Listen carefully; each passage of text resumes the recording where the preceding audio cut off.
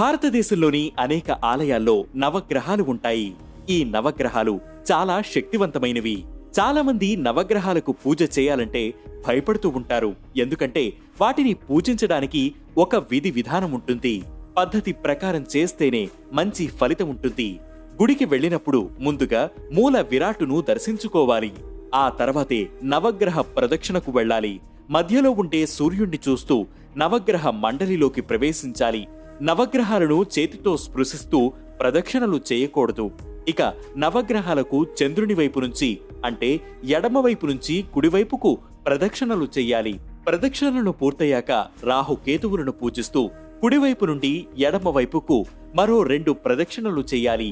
ఆ తర్వాత ఒక్కొక్క గ్రహం పేరును స్మరించుకుంటూ ఒక ప్రదక్షిణ చెయ్యాలి. అది కూడా పూర్తయ్యాక నవగ్రహాలకు వీపును చూపించకుండా వెనక్కి రావాలి. మనిషి జీవితం, మానసిక ప్రశాంతత అన్నీ నవగ్రహాల స్థితిగతులపైనే ఆధారపడి ఉంటాయని భక్తుల నమ్మకం. కాబట్టి నవగ్రహాల విషయంలో చాలా జాగ్రత్తగా వ్యవహరించాలి.